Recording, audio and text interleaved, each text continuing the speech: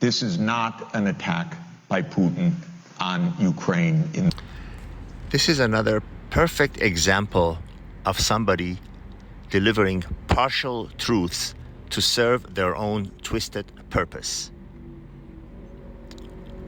This guy fails to mention, conveniently so, that Putin is a lunatic, a criminal thug lunatic who's made himself president for life, and Ukraine, listen carefully to what I'm saying, Ukraine is not the only country that this lunatic second-level spy attacked and annexed. He's also attacked Georgia, he's also attacked Abkhazia, he's also attacked Chechnya, and annexed and leveled, killed those people who were against him.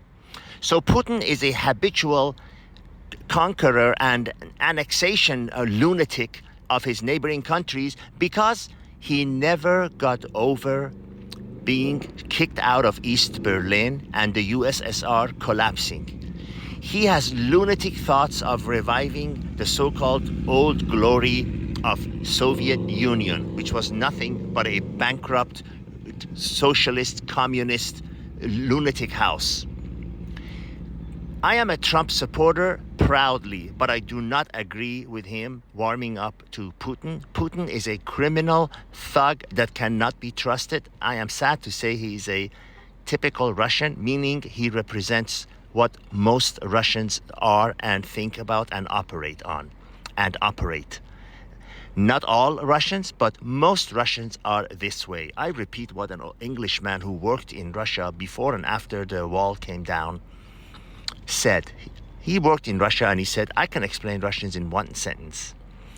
They would rather make $100 dishonestly than make $1,000 honestly. And really, that is really true about most Russians. Not all, but most of them. So, the next time you hear that, oh, this is about NATO expansion and you know, Ukraine was never a threat to Russia. Ukraine never meant to attack Russia.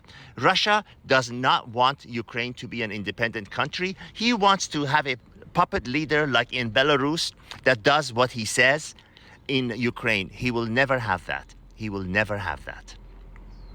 So, like everything else you hear on any kind of social media, especially this censorship madhouse called TikTok, take it with a grain of salt and actually a pound of salt.